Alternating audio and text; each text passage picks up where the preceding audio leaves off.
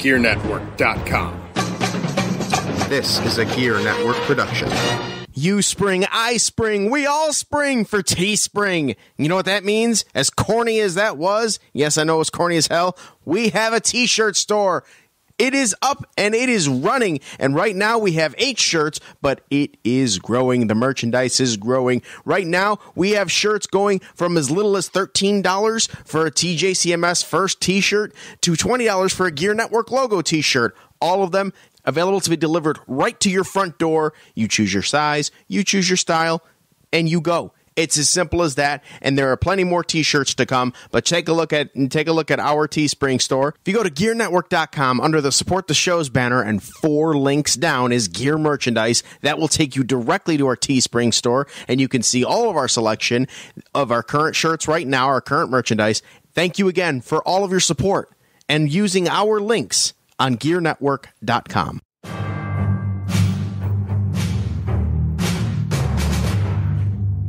From wherever we decide studios, broadcasted live on iTunes, Spreaker, and worldwide, this is the Turnbuckle Talk Radio Podcast with your hosts, the Crimson Cyclone himself, Cyclone Jones, and of course, the producer, Pat G.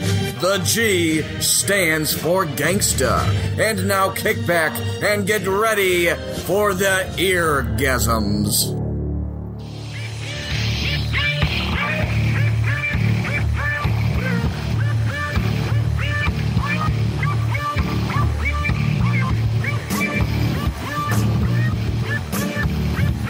Ladies and gentlemen, you know me, I know you, we know each other.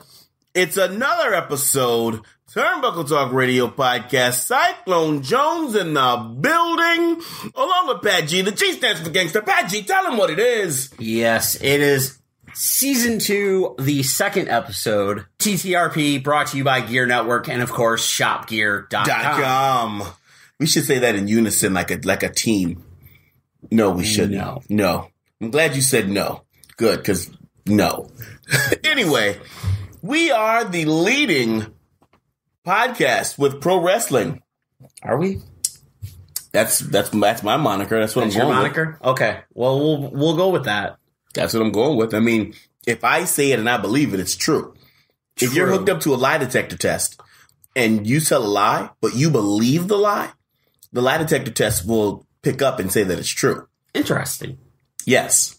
Have experience with this, do we? No, I just know. Oh, you just know? Okay. No, I just know. Cyclone Jones with facts of knowledge. Facts of knowledge. Useless knowledge. That's all it is. But ladies and gentlemen, useless knowledge is not what this podcast is about. No. This podcast is about pro wrestling. Yes. So let's get right into it. The meat and potatoes of the show today is the world's greatest Royal Rumble. 70 men, all in one ring. Together. Something like that. It wasn't 70. It was 50. It was 50. It was 50. 70. What difference does it make? The ring almost broke. This is They true. didn't have all 50 at the same time. At least they didn't go the WCW route and had all of them in the ring at the same time. Like a battle royal? Like World War III, which one of my favorite WCW pay-per-views. Mm-hmm. Just because 3 rings, 60 guys. Yeah. It's always fun times. That was awesome. I did that at Monster Factory. It was 2 rings, though. But we did a Royal Rumble style as well, so you still came out, every 90 seconds or whatever. Yeah. Opening match, the match that kind of a lot of people didn't really talk about, was Triple H versus John Cena. Mm-hmm. Triple H showing that he's one of the smartest men in wrestling, coming out first to a humongous pop. Oh, yeah. Because they were in Saudi Arabia, Jeddah, and a lot of the crowd there knows the key guys to WWE. Of course. But they're fans of the older guys. Of course. Triple H, your Undertaker, so on and so forth. Mm-hmm. Well, Triple H came out first, got the huge pop. John Cena came out. They essentially had a match where if you're in pro wrestling and want to see how a match is worked, starting off very simple and building and building and building and building and building, right, this is the match to watch. Well, it was 2 veterans, Triple H being the seasoned vet and John Cena, being the man of the company. Yes. It was two of the best in the company going at it right now. It essentially started off with like your typical WWE house show start and then escalated to a pay-per-view quality finish. Wow. Like, that's how the build-up was. And it was an amazing match. And, of course, John Cena won because, of course, like I said, he is the face of the company. He did. He did win. He did pick up the victory. Mm-hmm. Up next was the WWE Cruiserweight Championship match. The champion Cedric Alexander defeating Kalisto. Well, they didn't have the crowd because the crowd... It's the Cruiserweights, and they don't really know the Cruiserweights. This is true. The match not taking anything away from the Cruiserweights. No, not at all. The match was very good, back-to-back, two faces. Mm-hmm. They kept the crowd entertained. Right. Up next was the Raw Tag Team Championship match. The Bar taking on Matt Hardy and Bray Wyatt. The match was perfectly fine. With the Bar being on SmackDown, this kind of was already... It made no sense. It made no sense. Matt Hardy and Bray Wyatt are now the Raw Tag Team Champions. They are the deleter of worlds. Yes. Yes. Up next was the U.S. Championship match. Champion Jeff Hardy taking on Jinder Mahal. This match was horrible. Just the worst thing on the show, plain and simple. Didn't Hardy botch a spot? No. Jinder botched it. Jinder botched it. Yeah. Jeff Hardy went up for the Whisper in the Wind. Jinder wasn't there. Jeff Hardy misses. Jinder still bumps. Jeff Hardy's going, what happened? I don't know. Goes for the cover. Oh, gets a 2 count. Which Jinder should have done. Yeah. Jeff Hardy did retain the championship because, once again, Jinder Mahal being on Raw, Jeff Hardy being on SmackDown. Then up next was the SmackDown Tag Team Championship match. The Bludgeon Brothers taking on the Usos. This match was what it was. Yeah. The Bludgeon Brothers doing what the Bludgeon Brothers do and defeating the Usos in dominating fashion. Yeah, I think with this match, I think there should have been a little bit more build-up. Because with the Bludgeon Brothers being a dominant big man tag team and the Usos being that fast-paced tag team, I don't think they had enough time to build it up so that they could have a better match. What hurt the build for, as you mentioned, is... Previously on SmackDown, the Tuesday before this event, is when Naomi's music hit and kind of entranced Rowan and Harper and allowed the Usos to pick up victory. But with them being in Saudi Arabia and no women being allowed, this is what you got.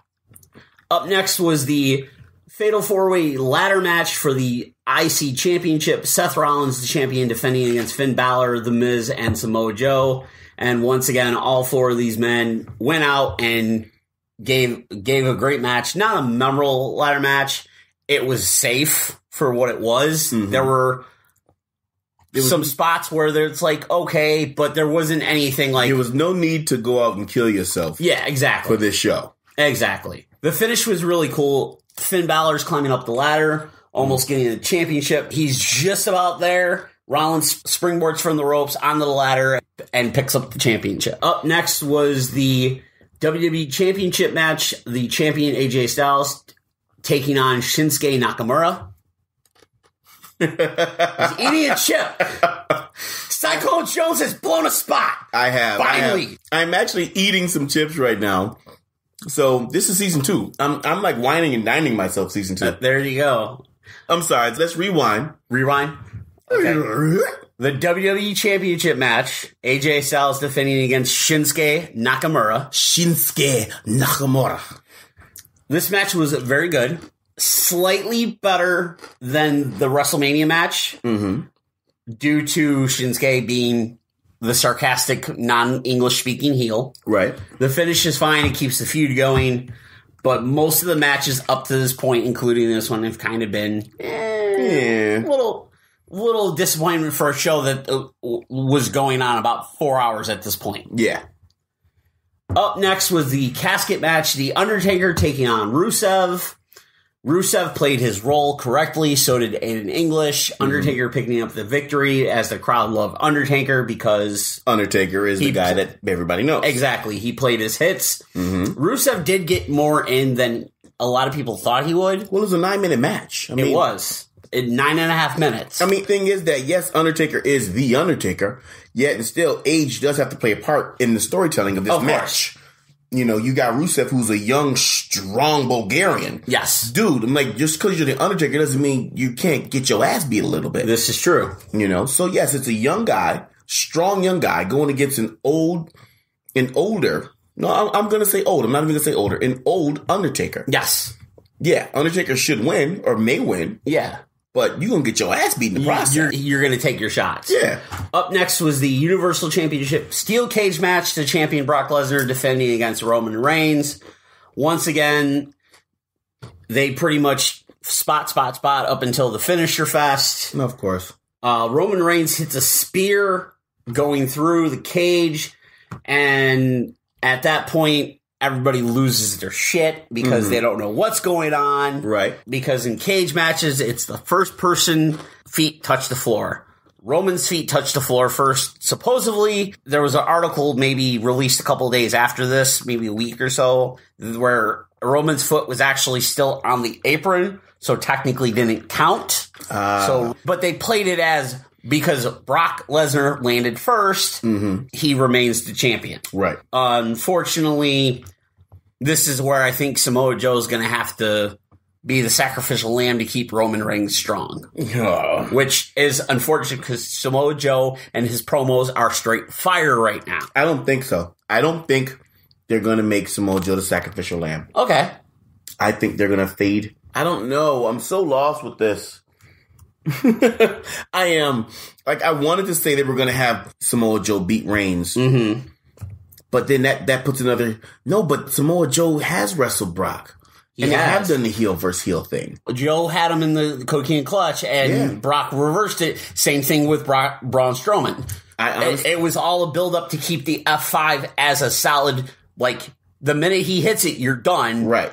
Up until Roman kicked out of, like, 5 of them. Right. I don't know where they're going to go with this. I'm lost right now. Exactly. You know, I mean, I want Samoa Joe to beat Roman Reigns, only to show Roman Reigns is not that guy. Yeah. But he needs to build up to be that guy some more. So I'm not saying don't take anything away from Roman. Exactly. But show him that Roman is just a wrestler and not the guy you want to try and build him up to be, because he's not. Exactly. You're making him this way and the fans aren't taking to it. So I think this is where you turn the wheel a little bit and change directions. Go with Samoa beating him.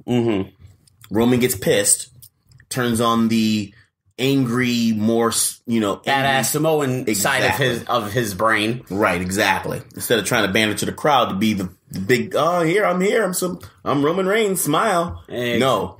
And you turn into that, I'm gonna whoop everybody's ass mode. Exactly. And stay that way. Like he was when he was with the Shield. Very true. Then up next was the main attraction, the 50-man Greatest Royal Rumble. 50-man. Now, we're going to skip everything because you already know where we're going. We're going to go. We're going to wait. We're going to get there. No, we're going to go to the winner. We'll get there. I don't care about nothing else. No, we'll get there. We'll get there. I'm listening. Go ahead. Daniel Bryan comes out first, followed by Dolph Ziggler, which is a great number 2 choice. Mark Henry makes an appearance. Other guy. The New Day comes out, so on and so forth, whatever. Elias comes out. Let's stop right there. Finally, as they get to it, the music hits for the next man out. And Wait. Oh, go ahead. Finish. And it's Titus O'Neil. And what happens next will live in meme fandom for life. Ever. And they've even created a shirt because of it. World Slide. That too. Yeah, that too. Yeah. But Titus runs down the entranceway and, throwing back to his NXT days, must have turf toe, rubber toe, something. Stabs his foot into the mat and looks like he's sliding into first base trying to beat the throw. And what's a blessing, I say, is that the WWE rings are not like an indie ring. This is true. Because if it was an indie ring, he'd be in trouble. He'd be dead in the water. Yeah. He'd be knocked unconscious, big ass lump on his head. Because on the indie ring, on the independent show ring, on the 18 by 18, they there's that metal bar that's in between. Yes, there is. Not to mention the cables. Yep. And all the accoutrements for said ring underneath the ring. Yep. Granted, yes, underneath the WWE ring, they have your ladders. There's things underneath the WWE ring as well. But like for the most part, they keep partial opening in the middle clear and open. Yes. So thank God there wasn't a regular ring or an indie ring. I mean, like I said, it's WWE, so they got money. But this is true. You know, I mean, still in all, it could have had a ring like that, and he could have been messed up. But with that being said, I think he needs to go to Asics. He needs to go to wrestling shoes. He doesn't need boots. No.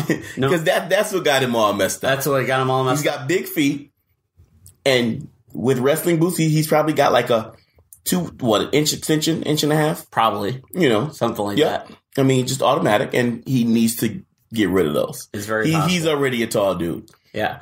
Well, Greatest Royal Rumble, essentially, is the Prince of Saudi Arabia had a conversation with Vince McMahon and he told Vince McMahon this is the people he wanted. He wanted Undertaker, he wanted Ultimate Warrior, and he wanted Yokozuna. Now, this was the report that came out. He didn't realize that two of the three they passed away. Had passed away, especially Yokozuna being 14, 15 years. Right. Well, this led to one of the newcomers that they have coming out, and that former Japanese sumo wrestler who was similar to Yokozuna, had similar look as Yokozuna. He came out, had a face-off with Mark Henry. Right. Mark Henry eliminated him because it's Mark Henry. Let's just look at this, though. Also, let's just rewind a little bit. When Titus O'Neil slid in, Vince McMahon saw it on the monitor. Yes. He ordered the production team to replay it several times. They did. He found it hilarious. They did. He found it hilarious. Well, which brought Titus O'Neil back into good graces. Exactly.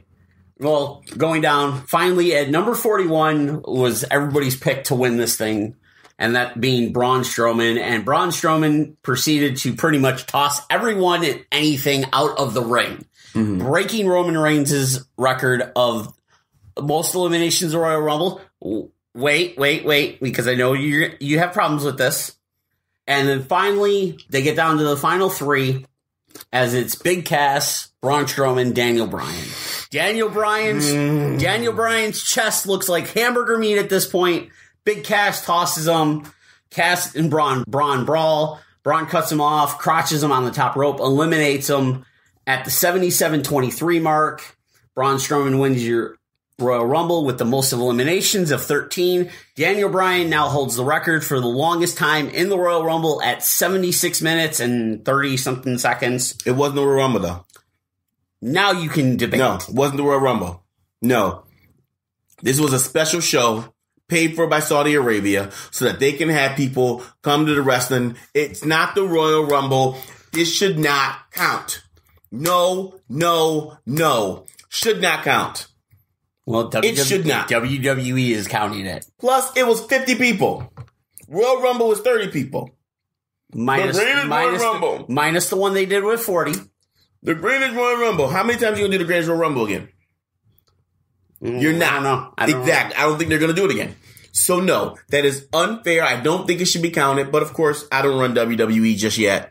So, it is what it is. I can't call it. Understandable. Well, coming out of this event, there were a couple of issues, so to speak.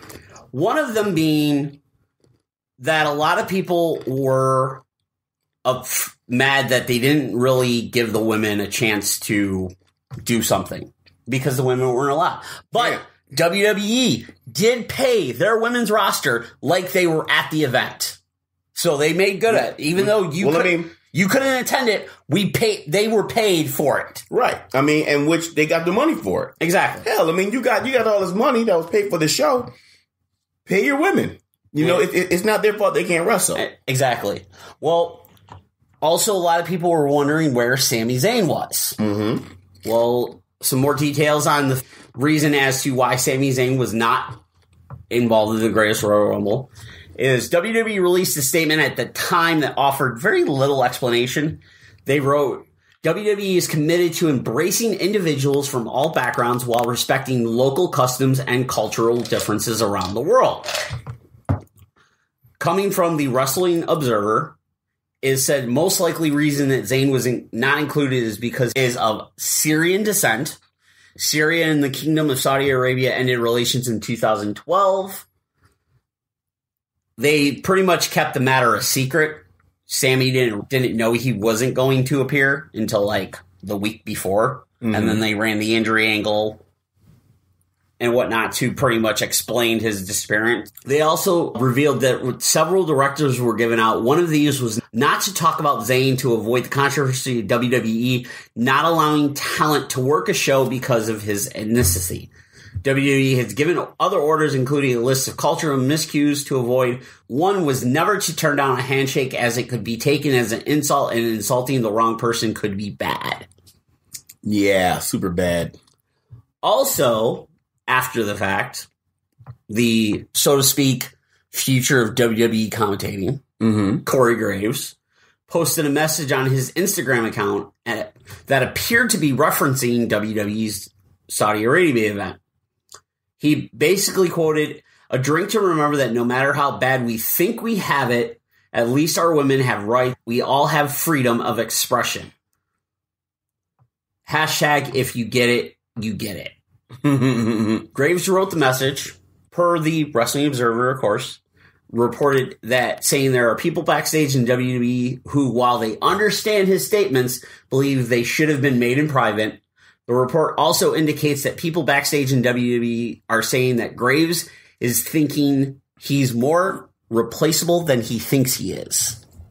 More irreplaceable? He's more replaceable than he thinks he is. It's gotten him a bit of heat in the backstage area. He's a heat person. I mean, he is a cocky son of a bitch. He is. He is. You know, I mean, however, you got to remember, dude, you are still doing your job. You know, you being cocky and thinking that you are all of that doesn't mean, you know, you're untouchable. This is true. You know, Vince McMahon has no qualms with knocking somebody down a couple of pegs. Oh, yeah, not at all. Not at all. When they need to be. Mm-hmm. But the thing with this is, I guess they're going to be back in Saudi Arabia in November. So we'll see. Are they going to do the Greatest Royal Rumble too? I don't know. Jerk asses. They just said they will be back in that area in November to run more shows. Yeah. They're going to do the Greatest Royal Rumble Part 2. Part 2? Part 2. Interesting. Well, moving on, as WWE has a pay-per-view this weekend. They do. They do, as it's the first ever co-branded pay-per-view event, which means your lower tier guys will never be seen. Nope. Maybe they might get lucky, nope. But no. But the updated card for this weekend show, Backlash, the incredible team of Braun Strowman and Bobby Lashley takes on Kevin Owens and Sami Zayn as a fallout from the Monday Night Raw main event. Kevin Owens, Sami Zayn. Praise to the Lord. I hope you guys find safety. Especially Sami Zayn. Oh, goodness. Yeah. It's going to be amazing. It was, as they played the graphic on SmackDown, it was the Monster Among Men, Braun Strowman, and the Dominator, Bobby Lashley, taking on Kevin Owens and Sami Zayn. So let's talk about Bobby Lashley. Okay. I think Bobby Lashley is way too excited to be back in WWE. You think? Because I feel as though he's messing up so many different spots. Have you noticed anything? I've noticed certain things. I've noticed little things where he's just like... He's out of place. I think he's just overly excited to be back. Yeah. And he's moving too fast. Exactly. His work isn't as crisp as it should be. As it was at one point. Yeah. And I think he's trying to just be that guy again. And I'm like, dude, you got to work back up to it. Yeah. You know, everybody knows who you are. Especially after so many years of doing MMA and then Impact Wrestling. Yep. You were doing MMA. You know, you did WWE, MMA, and in TNA. Yep. So everybody knows who you are. You never left the limelight. No, never. Everybody knows who he is. I just think he's rushing a lot of different things and it's making him look bad to me. Oh, absolutely. Personally. My personal opinion. Well, in the quote-unquote Daniel Bryan's going to make me a better wrestler category, it's Daniel Bryan taking on Big Cass. This is all this match is.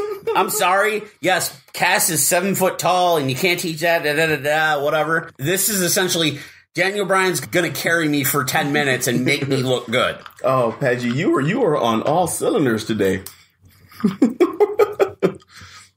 Next matchup is Samoa Joe and Roman Reigns. Yep. This is going to be the match of the night. I'm calling it right now. You think? Yep. Okay. I'm calling it right now because Samoa Joe's going to make Reigns work. True. Promise you he is. True. The SmackDown Women's Championship match sees the former champion Charlotte Flair finally getting her rematch against Carmella. Nope.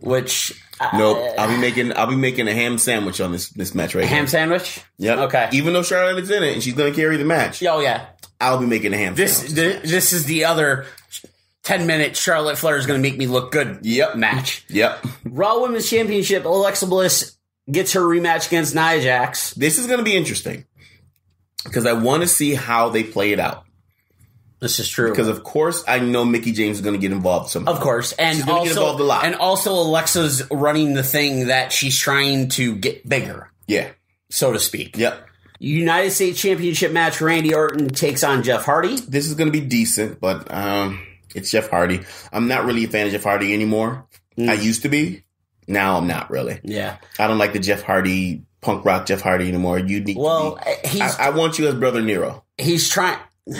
Until they take the championship off of him, I don't think they're going to do the pull because he was teasing that he's returning back to his old theme music, circa when he was facing CM Punk a few years ago. Yeah. The Intercontinental Championship match, The Miz takes on Seth Rollins, which this is going to be a solid match. That's going to be a good match because it's The Miz and Seth Rollins. Yeah, I'm so impressed with The Miz, man. He has done a lot, and he has made his staple in the company. He has. He has made his way. See where he started doing hosting the Diva Search up until now. Yeah. And also the entire WWE universe and wrestling community is going, when are we getting Miz and Daniel Bryan? Yeah. Because that's what everybody wants. Everybody wants that. Yeah. The WWE Championship no disqualification match, Shinsuke Nakamura taking on the champion AJ Styles.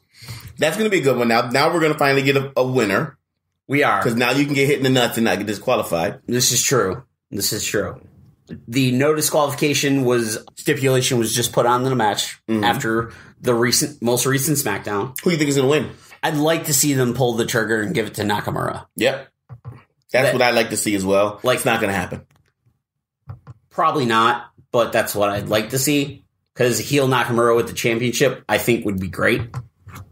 Yeah, so I don't think it's going to happen. No. But that's that. That's the rundown for WWE. Yes. All that national stuff. We didn't talk TNA. Did we ever? We got to talk TNA. We don't really talk TNA. Though I will say they've been doing better. They are doing a lot better. Unfortunately, they have lost a local talent. Braxton Sutter has requested to be released from his contract. Yep. He feels that he thanked everybody for everything that he's learned. Exactly. Thanked Austin Aries, everybody that he's learned from. But, he said that there are bigger and better things coming and, he wants to be ready for it. Oh, absolutely. So, I take that back. Not wrong words. He didn't say bigger and better, but he said there's other opportunities, that are on the horizon. That are on the horizon, correct. So, and he wants to be ready for those. So, of course. With that being said, he did ask for his release. However, his wife is still working. Yes. For Impact Wrestling. Yes. Which, the Impact Wrestling, their creative team is essentially Don Callis, Scott D'Amore, Sanjay Dutt, and Jimmy Jacobs. That's a solid creative team. That is. And those four guys are working as agents as well with Conan, Tommy Dreamer, and one other person. I can't remember who the other person was. So TNA is on the rise. They're trying to make it a credible company like they should have been doing before freaking Dixie stupid ass Carter took. Well, the TNA name is dead. It's Impact. I'm sorry. It's Impact Wrestling. but still. Yeah, I mean, but everybody calls it TNA. Yeah, everybody calls it TNA. But it's Impact Wrestling. Santino Marella, who runs Skull Up in Canada, he actually had an article interview that was giving them props for doing a lot of the things that they've been doing. Their base is in Canada right now, right? I believe they're not in Florida anymore. I believe they're in Canada now. Yeah, I believe they're. So that's why. I mean, they're making strides right now. They're doing a lot of good things. Yeah. But with that being said, we'll come back and touch on that a little bit more. But let's take a commercial. Let's pay some bills real quick. We will from Gear Network. Yeah, we got to hear JC's voice though.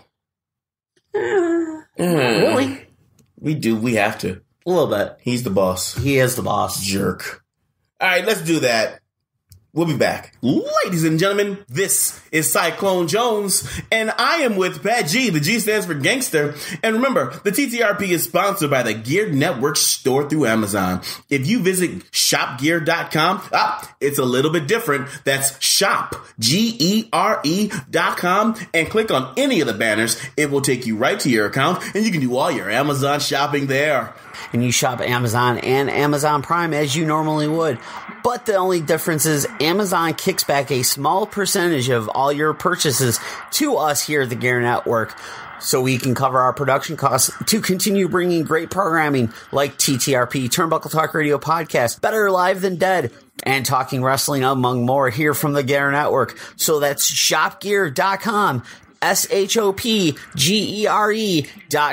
Hey everyone, you like the music that you hear? Whether it's a background music on a commercial, a selection from either Brandon or myself on Football Talk Weekly, myself on TJCMS, or maybe the Turnbuckle Talk Radio Podcast, folks, play the wrestling theme that you just dig and you want to hear over and over and over again. Well, I'll tell you what. Gear Network can hook you up with Amazon Music Unlimited 30-day free trial. You can listen to tens of millions of songs, any song, anywhere, with new releases from today's most popular artist. You can listen to it ad-free with unlimited skips. And the best part, the most awesome part, you can save that data if you're still on one of them tiered data plans like I am. You can download it for offline listening. Better yet, if you have Amazon Echo at home, because I know you do, you can just ask Alexa to play whatever song you want, and they'll do it for you, just like that. It's kind of crazy. After the 30-day trial, you're really going to like this. The price for this is amazing. $7.99 a month or $79 a year for an individual plan for Prime members, or $14.99 a month, $149 a year for a family plan for Prime members. Or if you just want to go with just the Echo, because you like the Echo, you have the Echo at your house, and you want to just do an Echo plan, hey,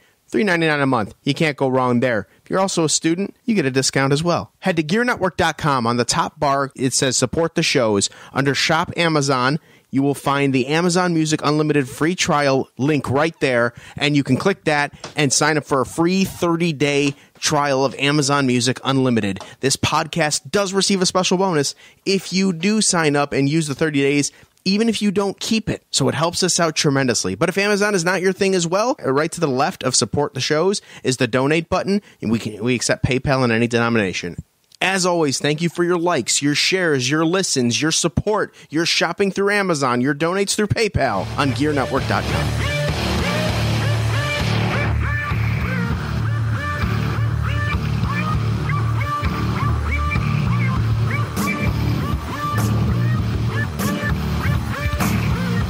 Ladies and gentlemen, welcome back. Turnbuckle Talk Radio Podcast. We are back. We are here. Time of the show where we talk all the things local wrestling. Local independent wrestling. Yes. I mean, there were a couple of shows. Always, guys, send in your results from all over the world. Yes. All over the place. We will promote it, talk about it, go over it, send us some videos. Whatever you want to do, send it to us. We'll definitely get you on. Also interviews. Definitely hit us up. We'll definitely interview you. I got to follow up with a couple more people. Cool beans. But, you can always hit us up, Turnbuckle Talk Radio Podcast, Facebook. Always hit me up at Cyclone Jones, Facebook. And let's do it. Yes. Well, ESW is once again hitting the road as they debuted in Albion, New York this past weekend. Up first in the opening contest, you saw Brandon Thurston taking on Colin Delaney. Thurston picking up the victory, which most likely was a hell of a match. Oh, yeah, definitely. Brandon Thurston, Colin Delaney. And it's the show starter. Absolutely. Your second match saw Puff with Bill Collier beating Big Jack Cunningham, Jerk Hawkins, and Ryan Cassidy with Kate Carney. Let me just talk about Puff for a second. Okay. Amazing. Amazing. I love Puff. Puff is a solid dude. Puff is awesome. You know, he's been at Grapplers Anonymous training. And speaking of Puff, David Garcia for the Spectrum at, I believe, University of Buffalo wrote an article. I was just reading that. You didn't hear me talk about that during the break? No. Really? No. Oh, thanks for cutting me off then. Whoops. Thanks for cutting me off. Okay. Anyway, Puff is amazing. Daniel Garcia is amazing. Everybody that comes out of Grapplers Anonymous is amazing. 11 pro wrestlers. I know. That's that. And Grapplers has been open for, what, 2 years? Yep. Let me just say this right here also, that I was actually supposed to be one of the trainers at Grapplers.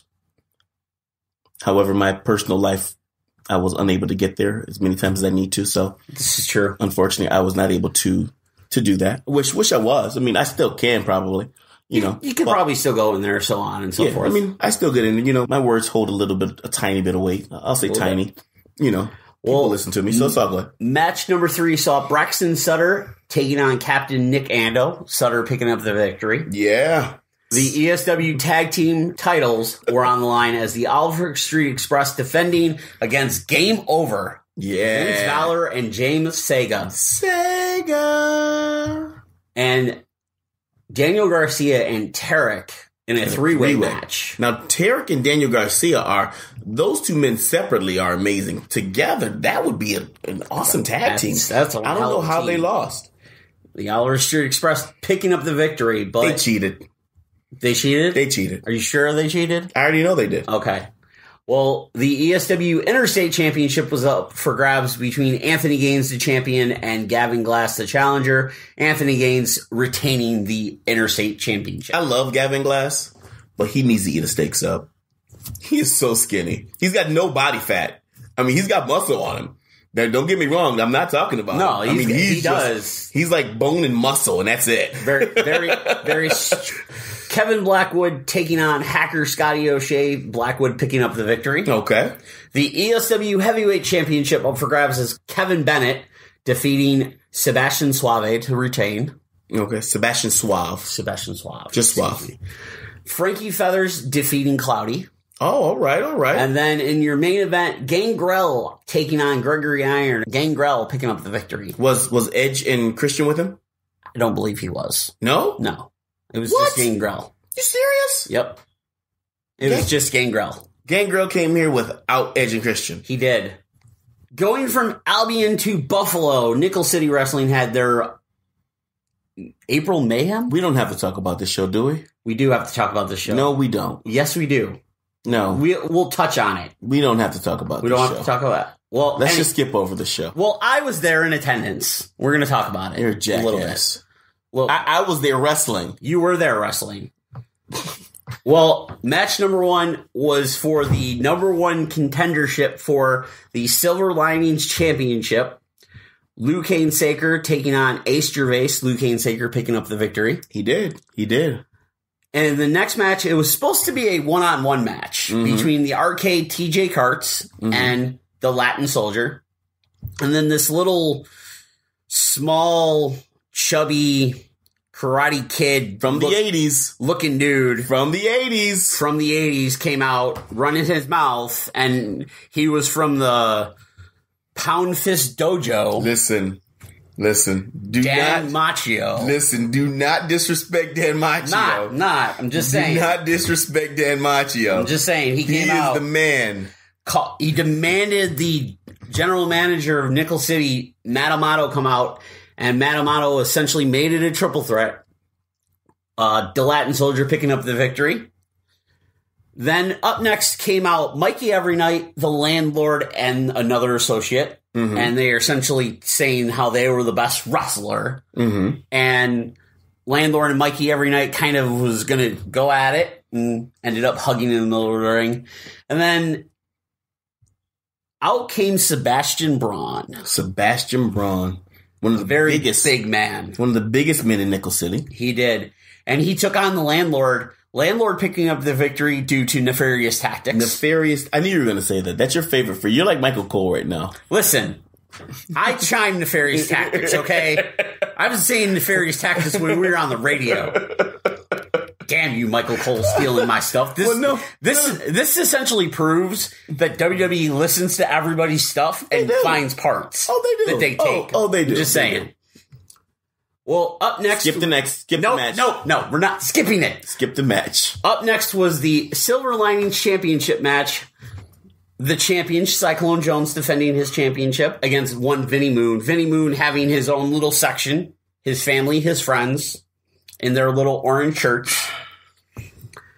And Let me just say this. Okay. Let me just say this. I beat Vinnie Moon to an inch of his life. You did. I hit him with the Cyclone Bomb. You did. I hit him with my Power Slam. You did. Right when I think I just overexerted myself on my Cyclone Punch. Because I was about to...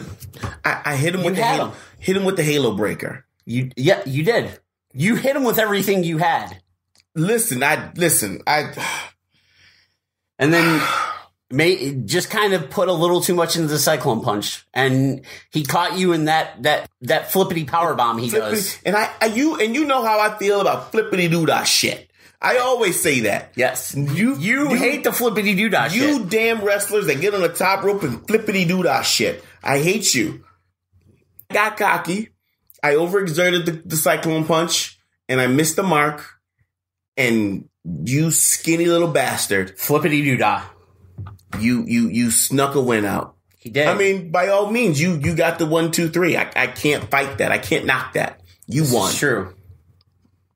But, I mean, I guess the moon gets some kind of sunshine sometimes, right? The moon gets bright every so often. Yeah, every so often. Well, up next saw the Fallen taking on the tag team champions of Terry Cadillac. Oh, I'm sorry. Go ahead. There was something before that. That is right. Yeah. Terry Cadillac's partner, Crazy Jack, was not in attendance. Couldn't make the show. So Terry Cadillac picked some random lady out of the crowd. Yep. And got pinned, which gave the Fallen the victory. And then out came the Nightbreed, Xavier Jones and Robbie Vegas. And essentially tag team title match took to the thing. And in the closing moments, Shadowcat and Deacon were setting up for the finish, and Matt Amato, out of nowhere,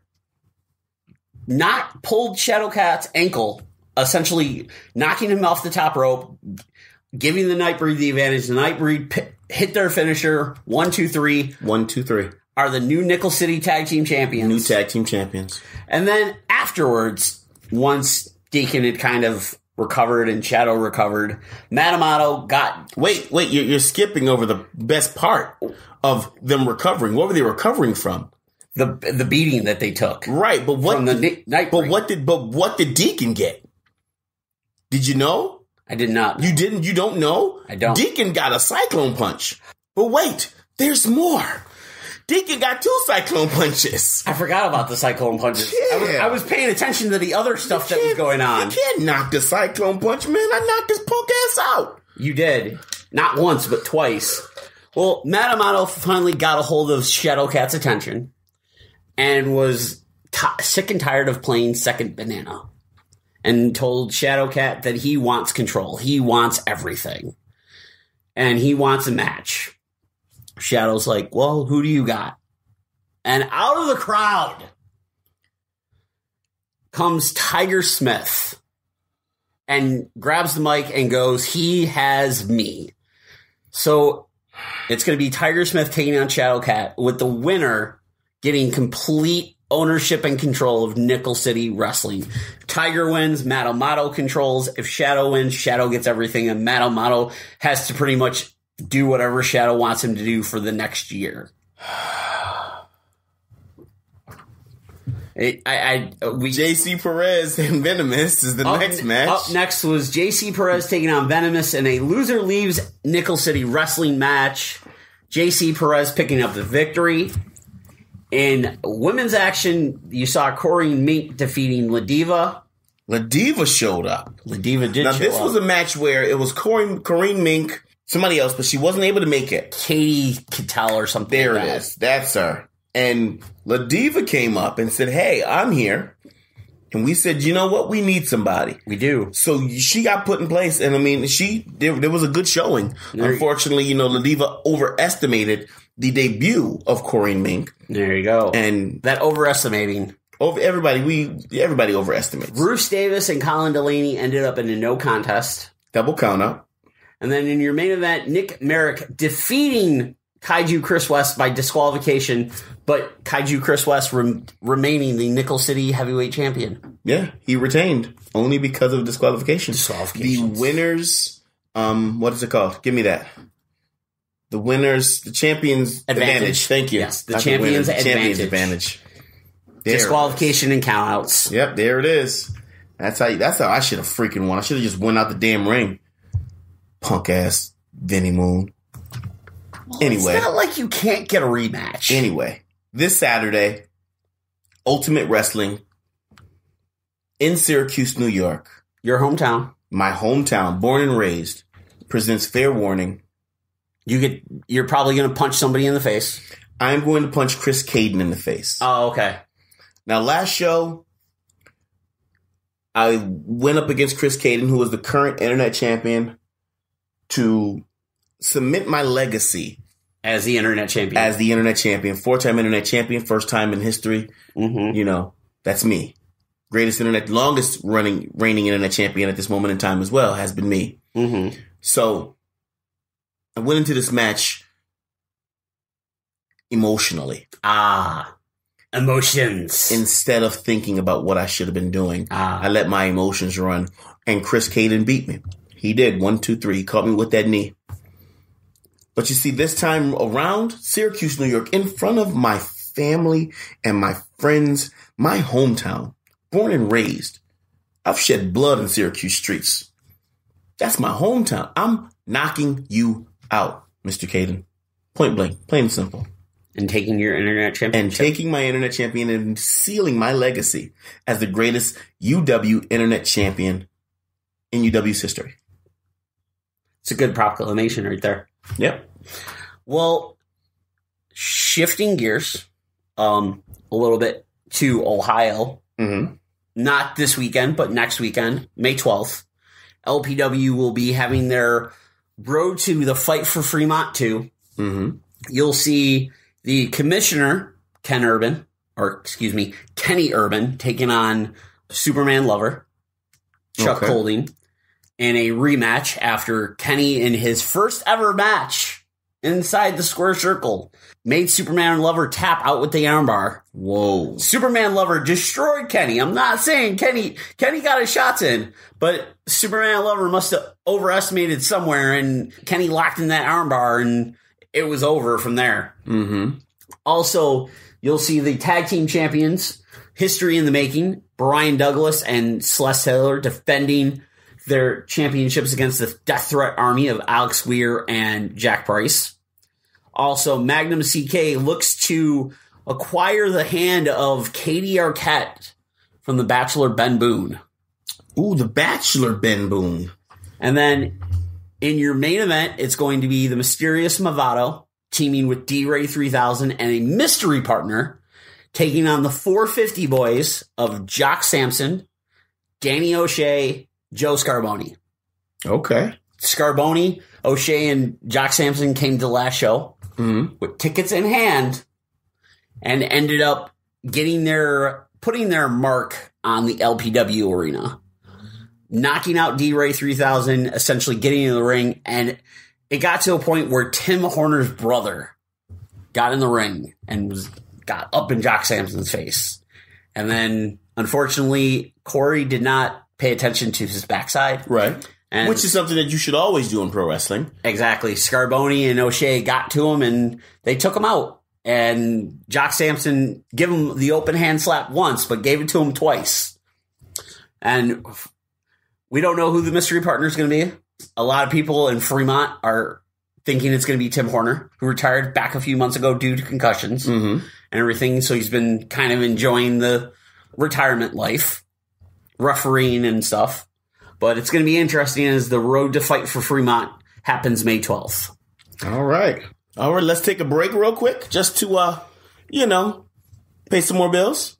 Amazon and stuff. And then we'll close the show out and we'll give you our final thoughts. Yes.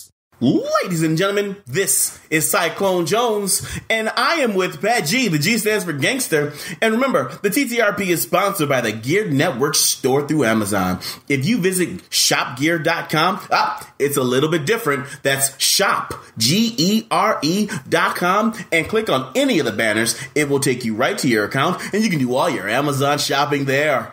And you shop Amazon and Amazon Prime as you normally would.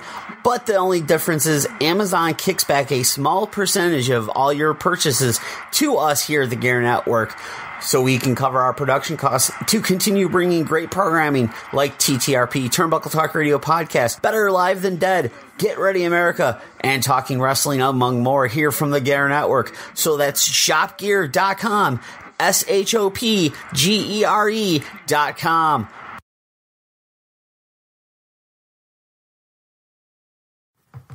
We are back.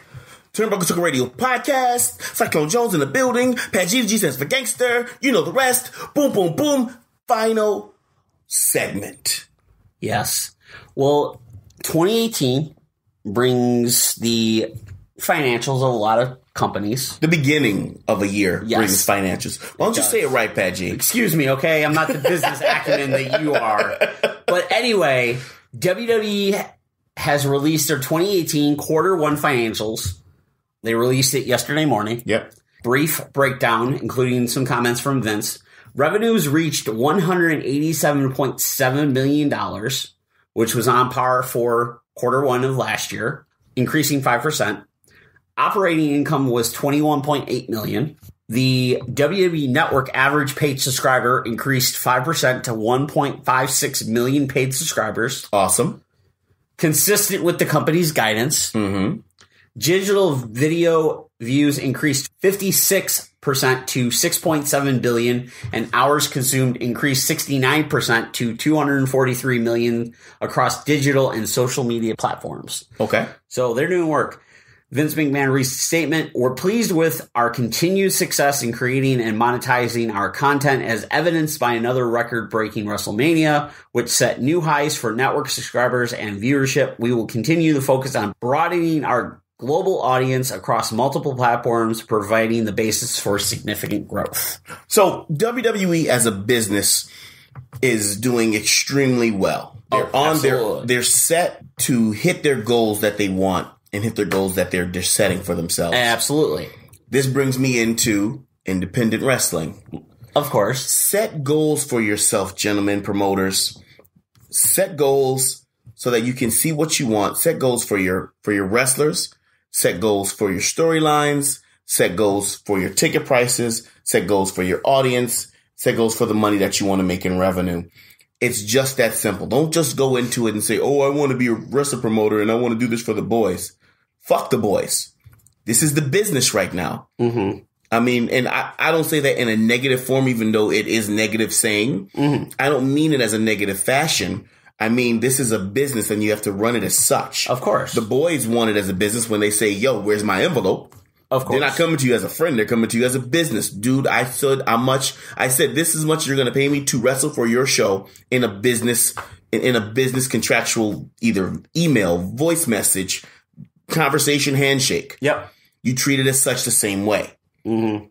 So it was an agreement upon services given and rendered. Exactly. So if promoters did that and actually set goals for themselves, I think the independent wrestling scene, with all of these different promotions that are coming up that are complaining about not doing something, mm-hmm. would be able to advance well. But they're not promoting right. Very they're true. Not setting goals for themselves.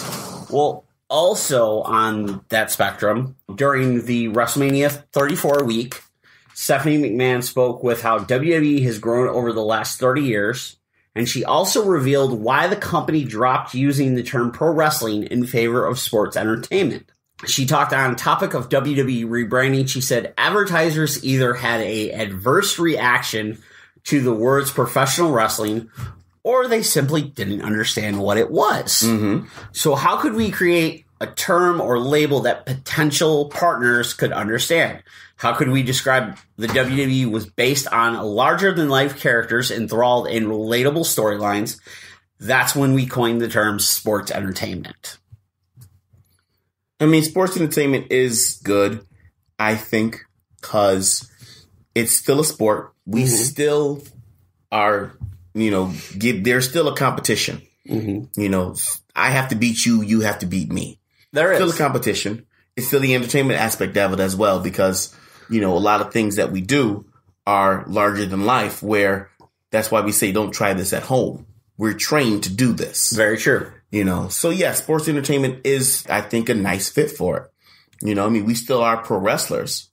Coined the term of sports entertainment, but we still are pro wrestlers. At the end of the day. Yeah. She added that WWE's biggest asset is their ability to reimagine storytelling, whether it was capturing the All-American fever of the 80s, the spirit of the anti-hero in the 90s, or the rise of the underdog in the 2000s.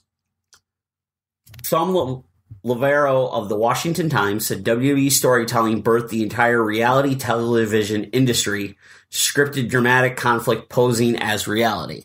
Probably so. McMahon also commented on the PG era of WWE. She added, 10 years ago, WWE once again reimagined our content and made the strategic decision to become more family-friendly, to grow our multi-generational audience and attract more blue-chip partners.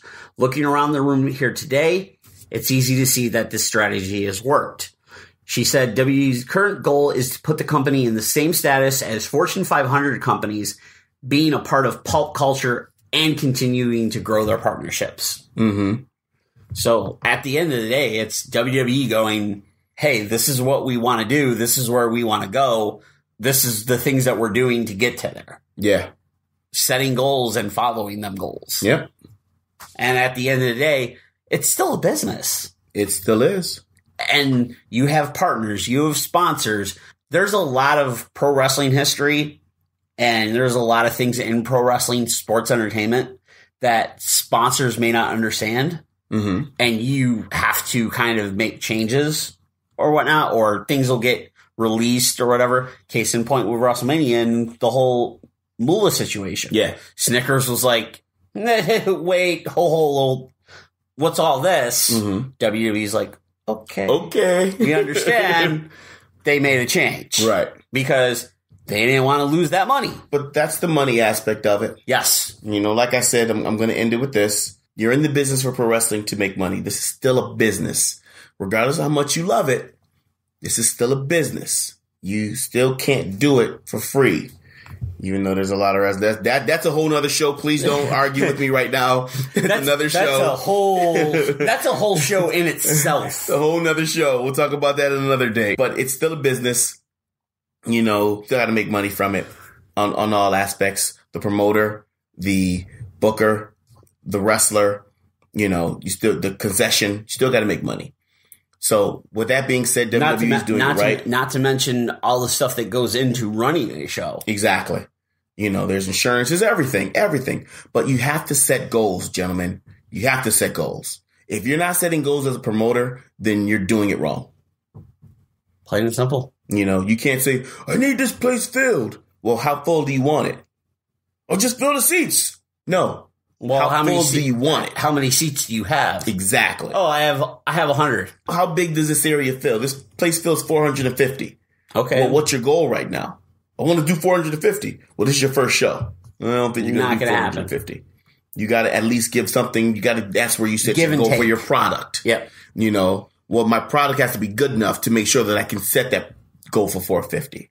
My ticket prices have to be the right price to set that goal to get that 450 to get the people in so they can watch my product of the goal of that I set for my storylines. Yep. Now with the goal of my workers, I want them to work properly, but I got to make sure that my goal is set that I'm able to pay them properly. Goals you got to set, gentlemen. Oh, absolutely. And if these words are falling on deaf ears, then I'm sorry. That's your fault. I'm giving you knowledge here.